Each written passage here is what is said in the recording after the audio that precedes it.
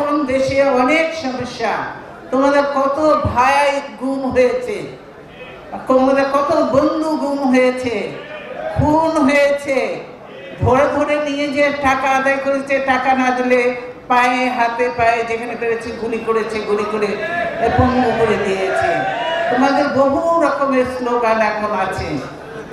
আমরাও বিকল্প ব্যবস্থা করেছি। এখন আমরাও খবর রাখছি তোমরা কিভাবে চলছো, কর্মসূচি দিলে কিভাবে সেটাকে পালন করছো, সেগুলি দেখার জন্য আমরা তোমাদের জন্য আমরা আমাদের গোয়েন্দা নিয়োগ করেছি।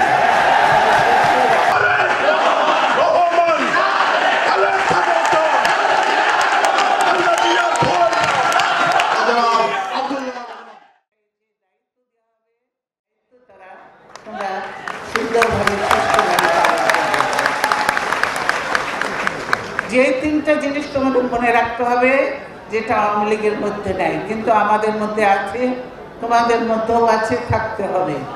ঐক্য, ঈমান, শৃঙ্খলা, তিনটা জিনিস অত্যন্ত জরুরি।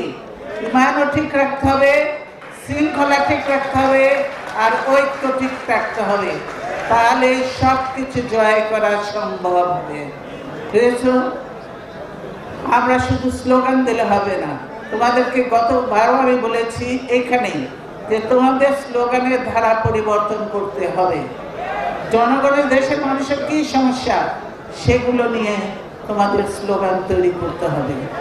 সেই আগের পুরনো স্লোগান চলবে না। এক এক রেজিম আছে, এক এক পরিস্থিতির উপরে তখন কিন্তু এই স্লোগানগুলি হয়।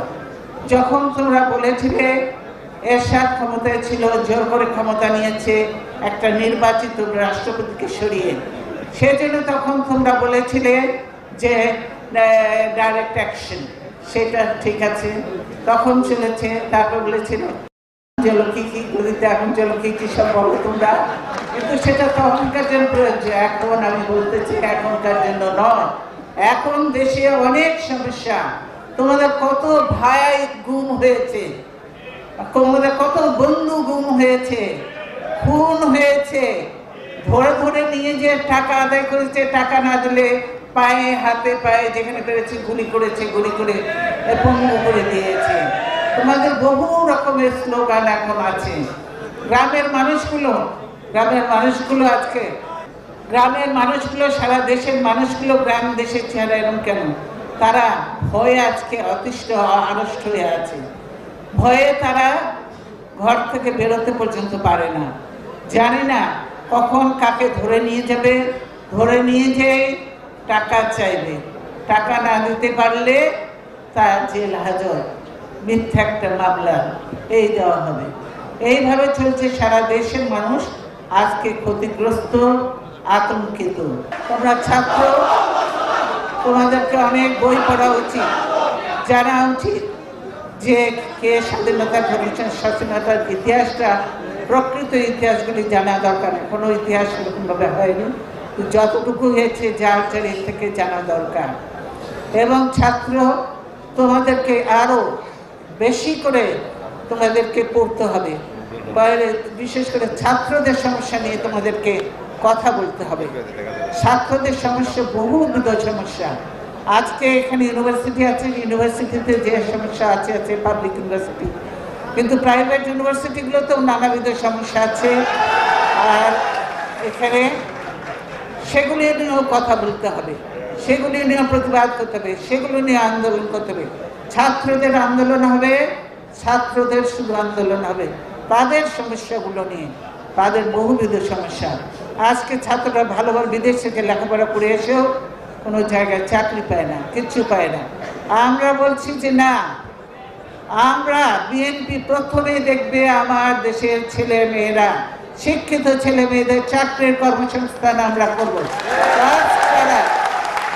প্রথম তাদের ব্যবস্থা হবে, শিক্ষিত বেকার ছেলে পেলেদের আমরা ব্যবস্থা করব, চাকরির ব্যবস্থা করব, ব্যবসার ব্যবস্থা করব, প্রাইভেট সেক্টরগুলির মধ্যে বিভিন্ন জায়গায় আমরা করবো। ভিশন 2030-তে সব দেওয়া আছে, ওটা পড়তে হবে প্রত্যেক ছেলেকে। আমি বলছি ভিশন 2030 পড়বে। বিএনপির ভবিষ্যৎ পরিকল্পনা কি সেটা জানবার জন্য তোমাদেরকে এই বইটা পড়তে হবে।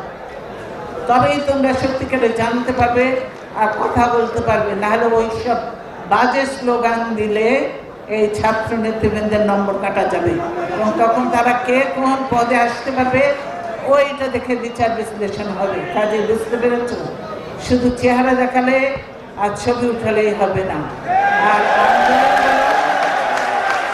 নির্বাচন বলো, আজকালকার দিকে আমরা দেখি ওই যে ক্যামেরা এখন মোবাইলে, প্রত্যেকে ভাই মোবাইলের জায়গায় আরো বিরক্ত হচ্ছে, খালি ছবি, ওই ছবি উঠায়, খালি ছবি উঠাবে, ওই 10-12 জন লোক নিয়ে একটা ছবি উঠালো, আমি রাস্তায় ছিলাম, আমি আন্দোলনে মিছিল করেছি। এগুলো আর চলবে না।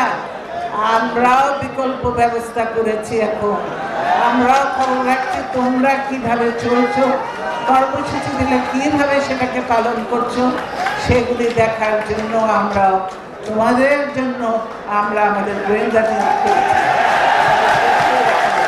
ছাত্র, যুবক এবং বিএনপি নেতৃবৃন্দও থাকবে, তার কেউ ভাত চাবে না, যে যাকে যে দায়িত্ব দেওয়া হবে তাদের সেই কাজ করতে হবে। তাই আমি বলতে চাই যে ছাত্র দলের নেতৃবৃন্দ, তোমরা আজকে এই প্রতিষ্ঠা বার্ষিকীর আয়োজন করেছ। কালকে সারা দেশে বহু ধরপাকড় হয়েছে, গুলিগালা হয়েছে, তার মধ্যে দিয়েও তারা প্রোগ্রাম করেছে। আমি বলবো এই গুলিগালা বন্ধ করতে পুলিশদের কাছে আমার আহ্বান থাকবে, আপনারা এই গুলি মনে করে এটা পুলিশেরই নয়। পুলিশকে মানুষ বন্ধু হিসেবেই দেখতে চায়, তাদের নিজেদের বন্ধু, তাদের নিজেদের সেবক হিসাবে এই দেশে পুলিশকে দেখতে চায়। তাহলে পুলিশের কাছ থেকে আমরা ভালো আচরণটা আশা করি। এই যে আকরামকে প্রেস ক্লাব থেকে ধরে নিয়ে গেছে, আকরাম